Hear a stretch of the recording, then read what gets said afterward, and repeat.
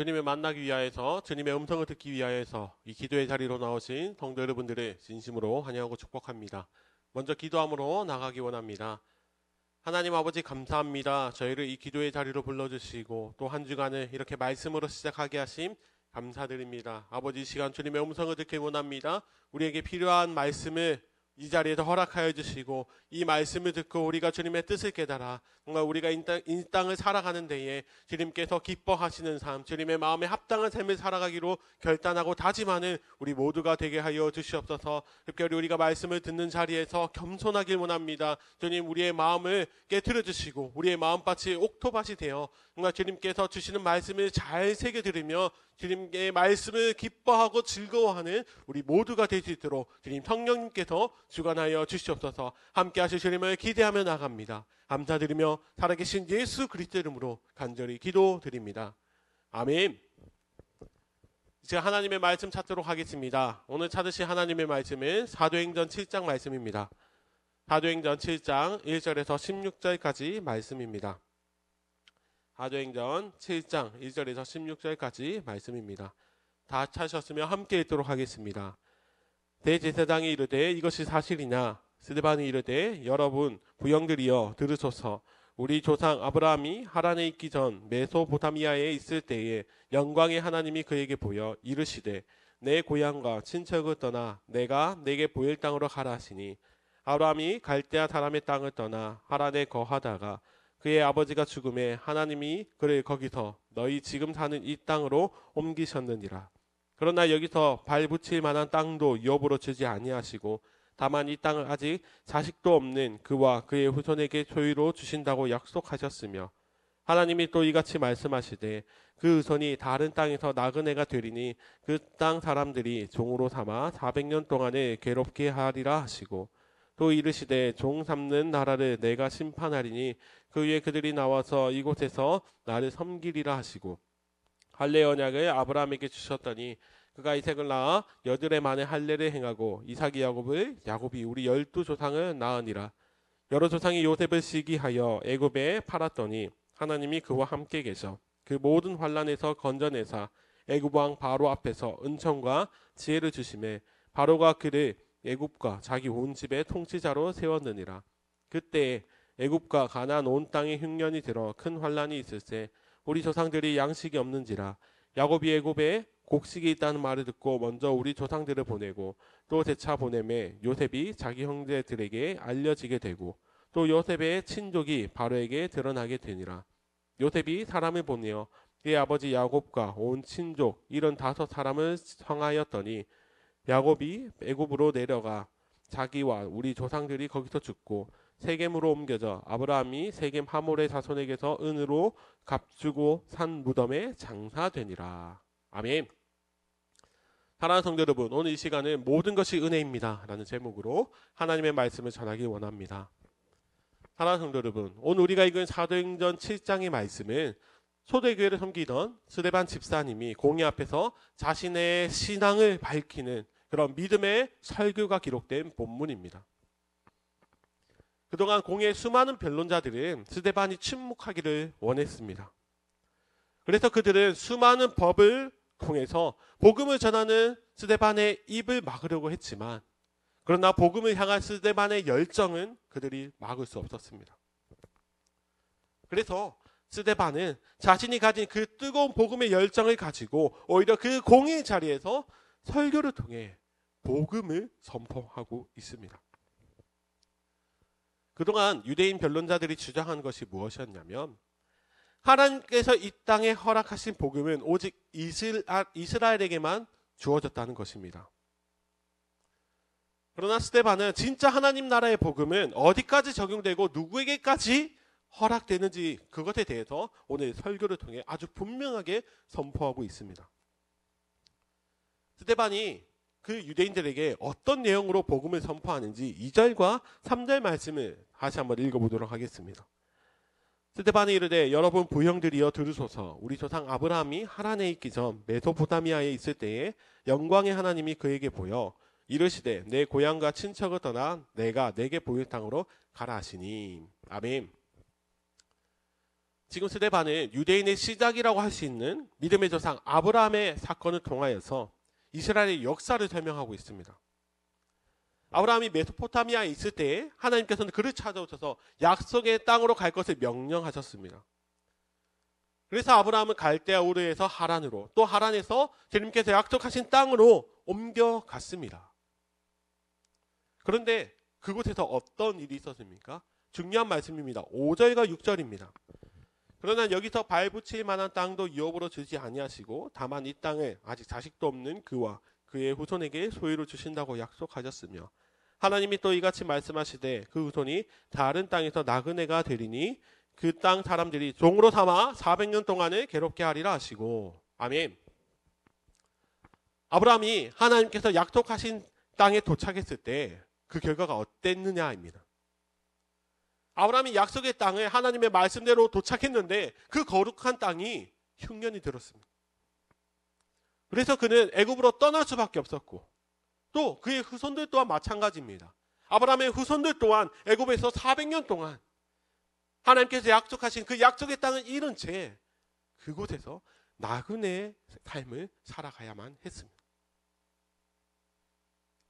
그래서 지금 스데반이 이 아브라함의 사건을 통해서 그들에게 말씀하고자 하는 것이 무엇입니까? 땅이 중요치 않다는 것입니다. 너희들이 그토록 강조하는 땅, 하나님께서 세워져 있는 그 땅을 중요하게 생각하는데 그것이 진짜 중요한 것이 아니라 너희가 생각해야 하는 가장 중요한 것은 바로 그것을 허락하신 분이 누구냐입니다.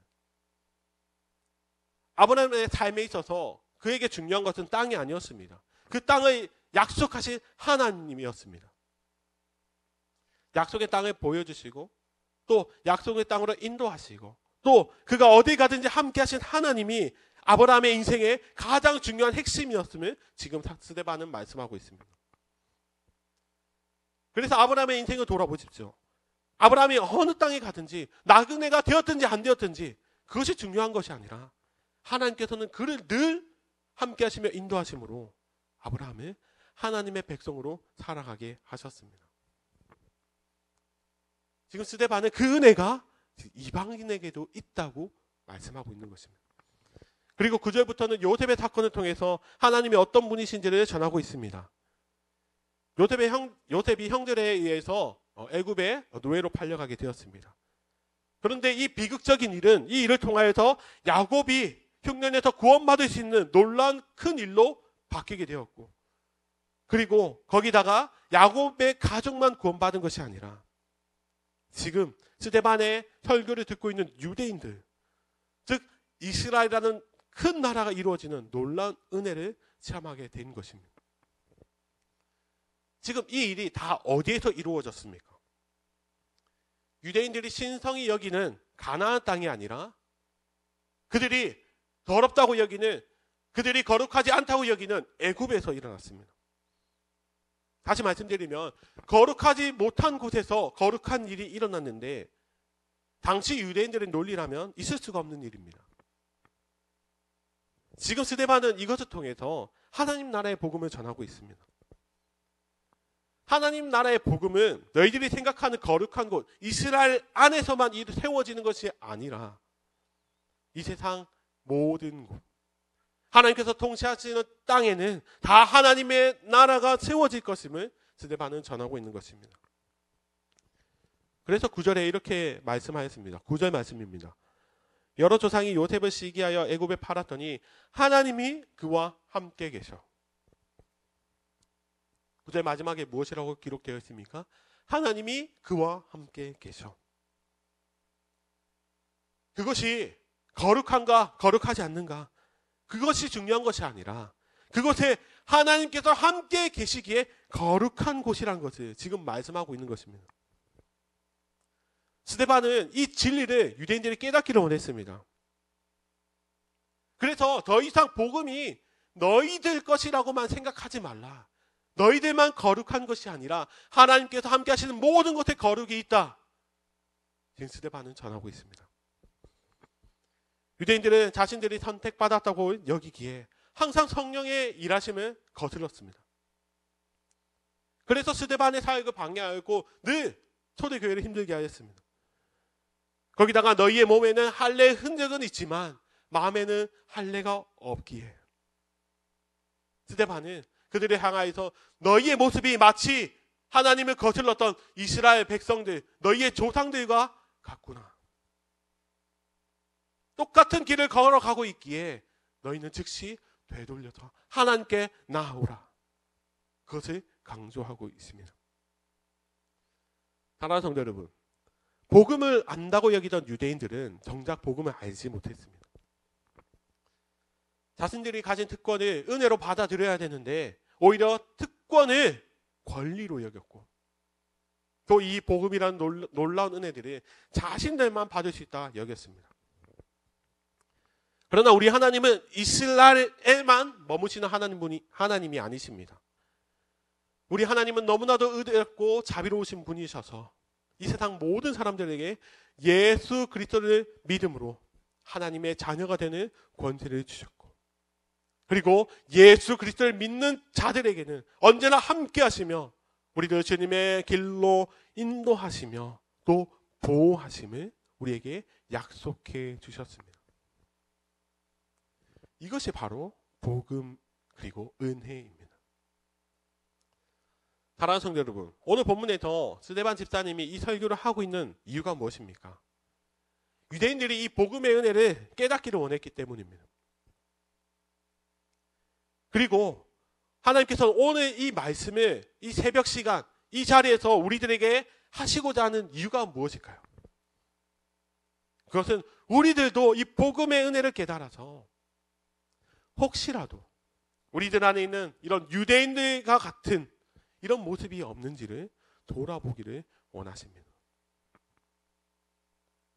유대인들이 어땠습니까? 혹시 우리들의 모습 안에 내가 예수를 믿고 구원받아 하나님의 자녀 된 것이 너무나도 놀라운 은혜인데 그 은혜가 이미 너무나도 옛날의 일처럼 그렇게 잊혀져 버리진 않았는지.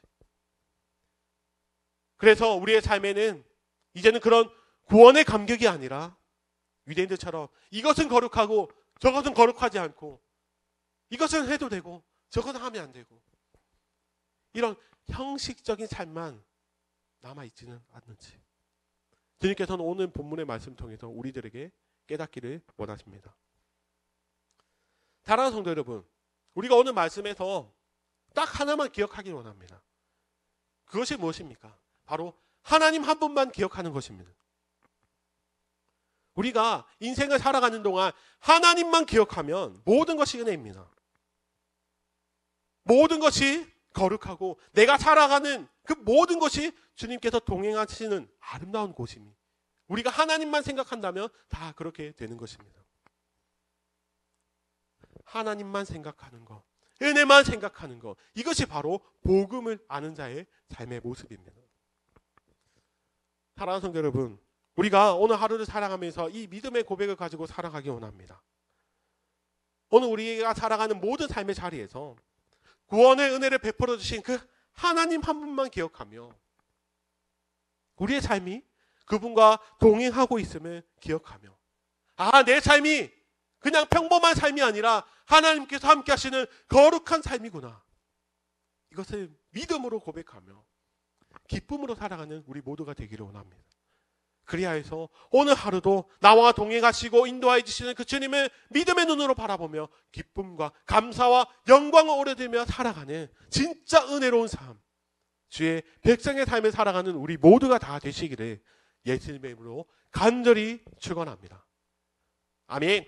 이 시간 함께 기도하기 원합니다. 하나님, 우리가 오늘 말씀을 기억하며 감사함으로 살아가는 우리들 되게 하여 주시옵소서. 유대인들처럼 은혜를 마치 권리로 여기며 주님의 은혜를 까먹고 살아가는 것이 아니라 내게 허락하신 그 은혜가 얼마나 기쁜지 알게 하여 주시고 또 나와 함께 하시며 나를 인도하시는 그 주님을 믿음의 눈으로 바라보며 정말 감사함으로 주와 동행하며 살아가는 우리들이 다 되게 하여 주시옵소서. 그리고 우리가 가지고 있는 개인의 기도 제목을 가지고 함께 통성으로 기도하며 나가기 원합니다. 기도하겠습니다.